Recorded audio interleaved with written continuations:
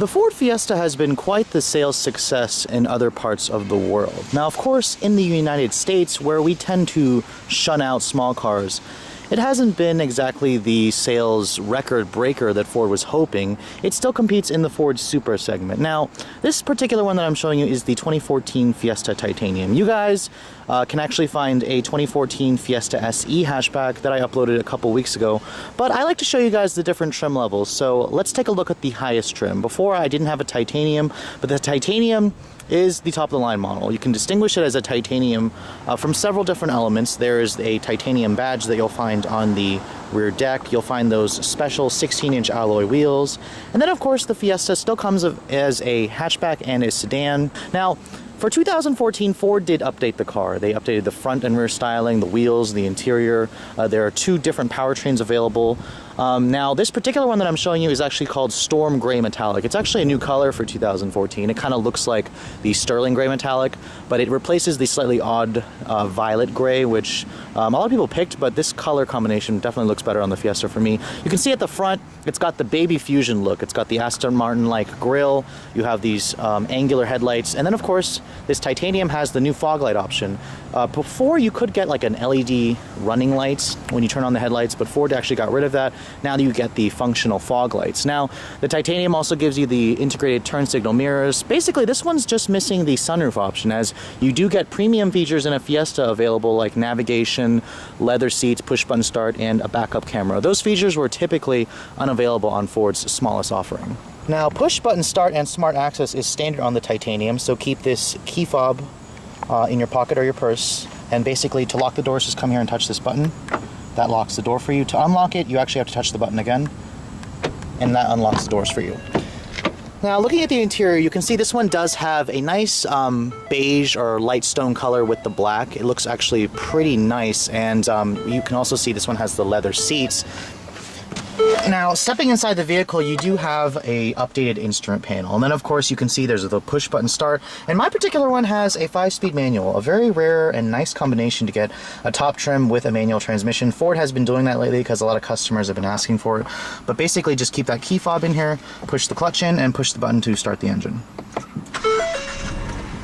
And then of course you're still hearing the same 1.6 liter carryover 4-cylinder engine. The 1 liter EcoBoost is not available yet, and the Fiesta ST is going to be out soon.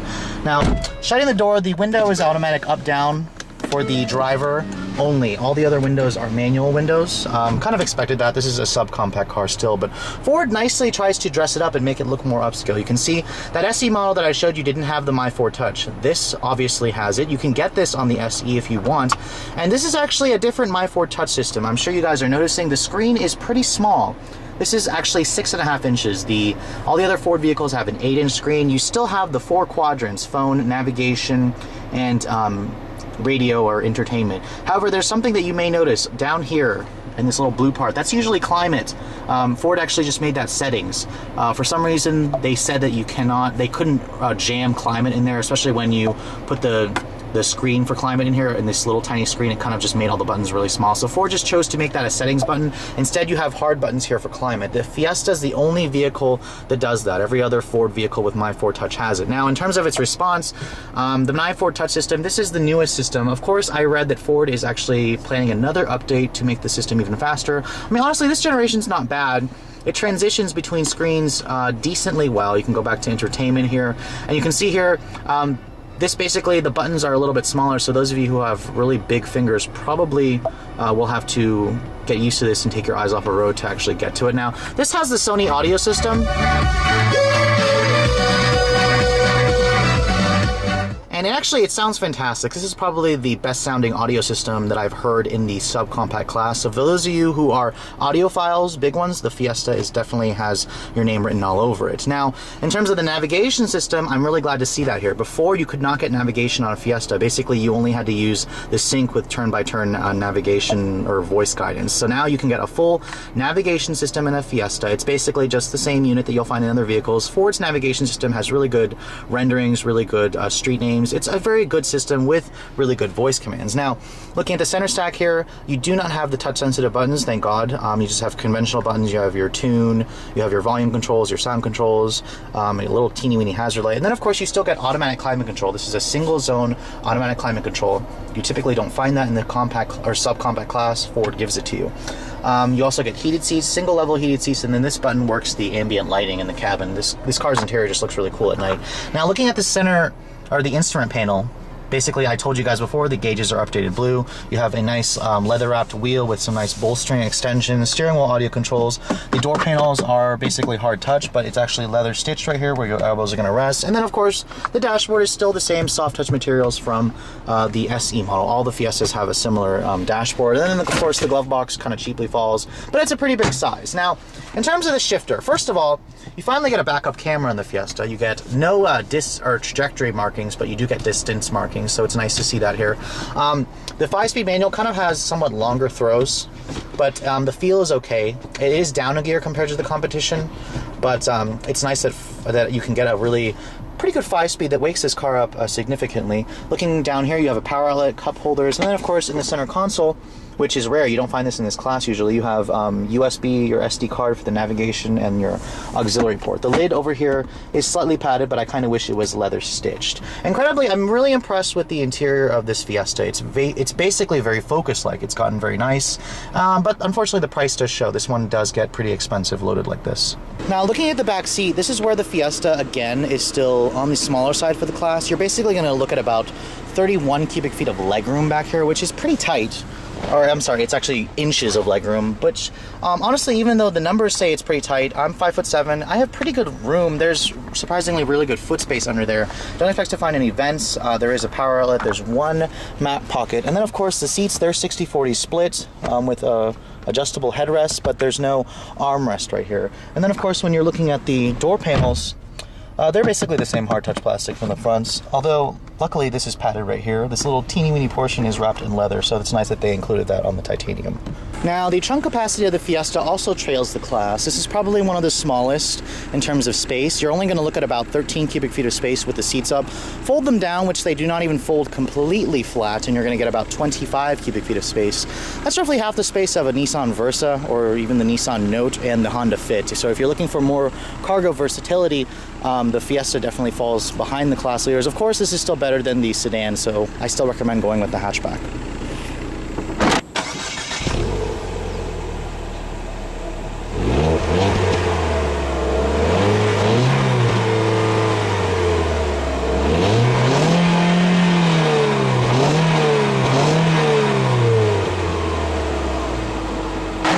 Even though this is the titanium, you're still looking at the same 1.6-liter double overhead cam 4-cylinder engine. It doesn't have direct injection.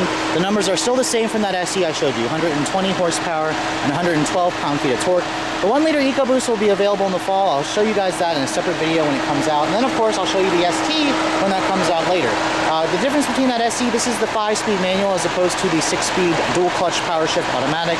Fuel economy, 27 in the city and 38 on the highway. Slightly lower than the 6-speed dual-clutch, but still really good. Let's take a look at how it all drives together. Now, the subcompact class is basically the type of vehicle where you'll still find a lot of buyers who look for one with a manual transmission. Of course, people still choose the automatic, but you do find a decent amount of people who go with the stick, and I gotta tell you, with the 5-speed, the Fiesta is just a lot better in terms of its driving dynamics and its acceleration.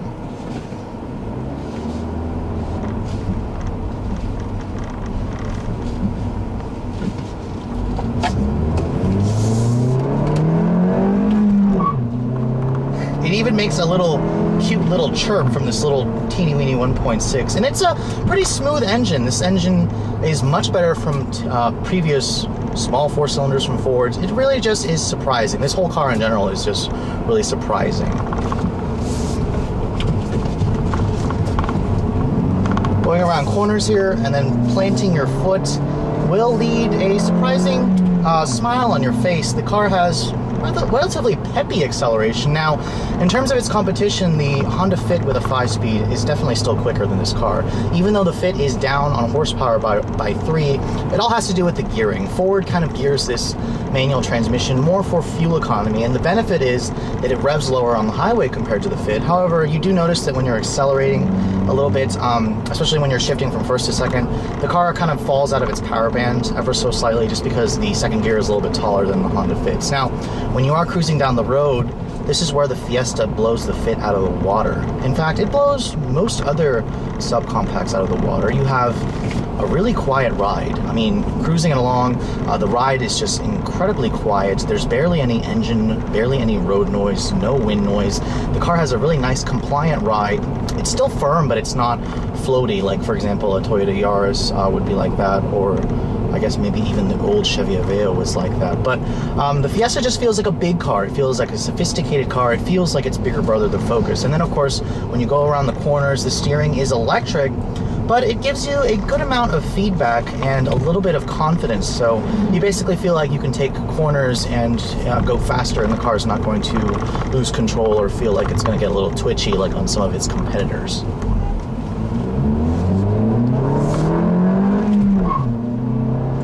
I mean, you can really feel that the engine kind of falls out of its power band once I put it into second. But with the stick shift, you're going to look at about a 0 to 60 time of maybe around 8.5 seconds. It's about a half second quicker than the 6-speed PowerShift automatic, which is a good time. It's an average time. I mean, the Kia Rio, I believe, with the 6-speed is actually probably the quickest. That'll do it in under 8 seconds. But let's face it, people don't buy economy subcompact cars like this to go racing. Of course, Ford is one of the first ones to offer one, and I cannot wait to show you guys that Fiesta ST, which has 197 horsepower from the 1.6. But I can see exactly why Ford chose this chassis. The Fiesta just feels incredibly nimble.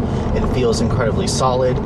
It just feels like a much more expensive car than it is, and even though this design dates back to 2010, the car still feels relatively new. And then with these new updates that Ford made, you have the new navigation screen, you have a backup camera, you have all these premium features. The Fiesta really does feel like you've bought a car that feels like a class above all those tin can subcompacts that all us Americans know from the past, and we all hated them. That's the reason why we don't typically like these small cars.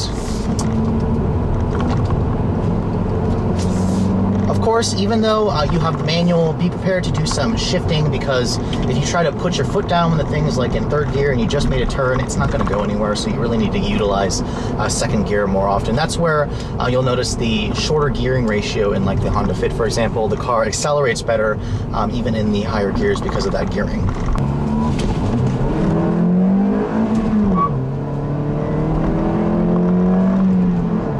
Again, the manual has really crisp throws. It doesn't actually mind being hurried, and the clutch is very light. This car is really easy to drive. Basically, if you're looking to buy a car that you could teach someone how to drive a stick shift on, the Fiesta will do wonders for you. It's very easy, it's very light, it's very nimble, it's easy to park. I mean, this car is a great first-time car for anybody looking to get their first car or is just starting out driving. Now, that brings me to the conclusion of this review.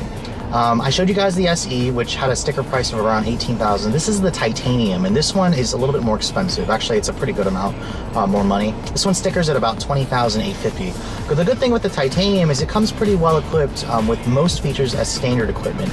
The only option that this one has is the navigation package, which adds about $795. All in this one's $20,850. If you add the moonroof option, that's the other option, you're gonna push the price up to over $21,000, which is actually probably the most expensive in the class. The Kia Rio gets this much.